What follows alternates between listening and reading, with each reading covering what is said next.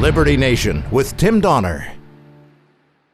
So let's see if we've got this straight. Donald Trump should be forcibly removed from the presidency and denied a place on the 2020 ballot because he attached conditions to hundreds of millions of taxpayer dollars in lethal aid to a nation repeatedly denied that very aid by Trump's predecessor. But wait, that's not all.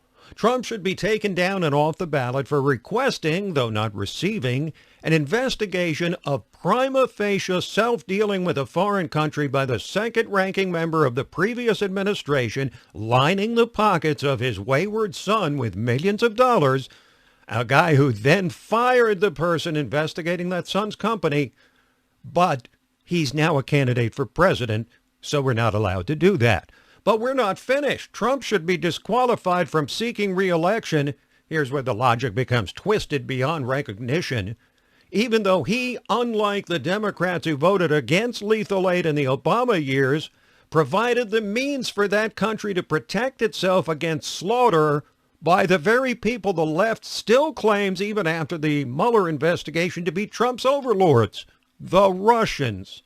Never mind that Trump has similarly withheld aid from at least 5 other countries. And then, evidently reading Trump's mind and turning their warped opinions into facts, we have the left's ultimate manifestation of projecting their own sins onto Trump with the crowning script flip. Trump must be removed from the ballot because his corrupt intent regarding Ukraine proves that he plans to use foreign actors to interfere in the upcoming election.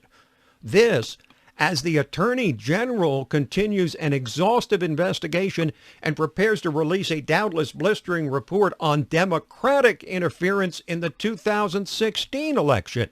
Remember the Russian-produced Steele dossier spying on the Trump campaign, the struck-page insurance policy against Trump's election, and all the rest?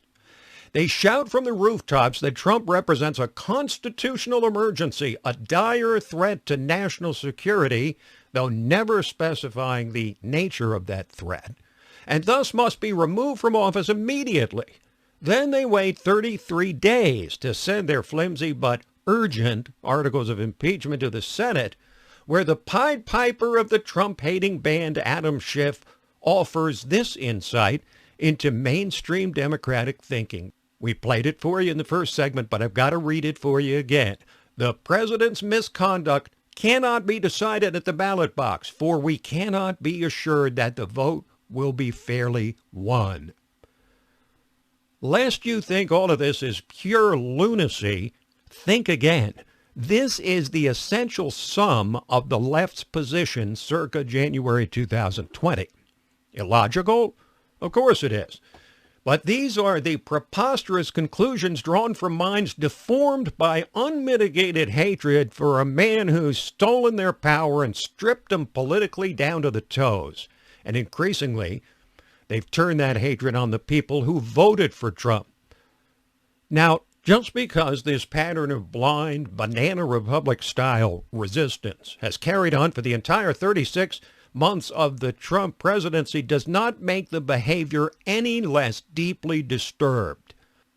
The Democrats put blinders on at about 2 a.m. on November 9, 2016, and have since staked their political fortunes on their own myopic and paralyzing hatred of the winner, blissfully unaware that their universal outrage at all things Trump is not shared by the people who will actually determine the outcome of the 2020 election. Indeed, for all the unprecedented controversy swirling around this 45th president, it may well be that the November election will actually have less to do with reaffirming Trump than with simply disqualifying his opponent.